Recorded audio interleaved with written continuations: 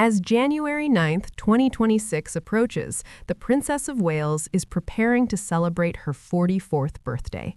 However, there is a quiet understanding that the specific date signifies much more than just the turning of a calendar page. For Catherine, this milestone is defined by survival, deep reflection, and a revitalized sense of purpose following one of the most difficult seasons of her life. If you are enjoying the video so far, then before we move any further, please hit the bell icon and subscribe to Monarchy today for more deep dives. In recent years, the princess has navigated hardships that would have shaken anyone. She fought a deeply private battle with cancer while under the intense microscope of the global media. This personal struggle came alongside the heartbreak of losing her mentor, Queen Elizabeth II, and the stress of a rapidly modernizing monarchy. Yet, as 2026 dawns, royal experts observe that Catherine is entering this phase with immense resilience and a sharp focus on what truly counts. Royal commentator Kate Middleton has highlighted that for cancer survivors, reaching another birthday carries a heavy emotional significance. It is not just another year, it is a gift that is not taken for granted. Those in Catherine's inner circle describe her as inherently optimistic. Many believe that the strength she displayed during her treatment has only cemented the public's adoration for her. Instead of dwelling on the past, she is recordedly looking ahead, ready to move on from the toughest chapters while keeping the wisdom she gained from them. The coming year brings major transitions for her entire household. Together with Prince William, she is settling further into the rhythm of their life at their Windsor residence. This move highlights their commitment to privacy and stability for their children. Prince George, now 12, is getting ready to move to senior school later this year. Princess Charlotte, 10, and Prince Louis, 7, continue to thrive under their parents' hands-on approach.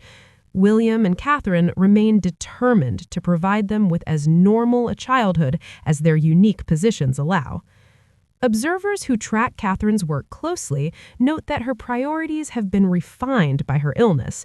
While her dedication to the crown is unwavering, her resolve to maintain a healthy boundary between royal duties and family time is stronger than ever. She has long been admired for her work ethic, but the principle that family comes first is now non-negotiable. Catherine has been remarkably open about the reality of life post-cancer. She has described recovery not as a straight line, but as a journey. During visits with patients, she has shared that even when treatment ends, the mental and physical recovery continues. Her admission that finding a new normal takes patience and can feel like a roller coaster has resonated deeply with the public, showcasing her as a royal who leads with empathy rather than stiff formality. Despite her focus on home life, Catherine is aware of her escalating importance to the institution. With King Charles III also managing his own cancer treatment, the spotlight has shifted to the next generation.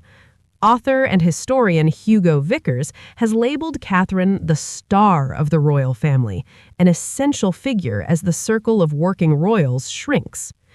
Practically, this means William and Catherine will take on heavier burdens this year. A major development is that the couple is expected to be granted the power to issue their first royal warrants.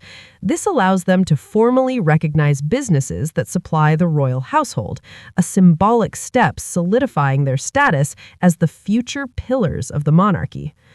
There is buzzing speculation about a return to international duties, though these will be managed with extreme care. Royal tours are a key diplomatic tool, and Australia is being discussed as a top contender. Prime Minister Anthony Albanese has already expressed his wish for the prince and princess to visit.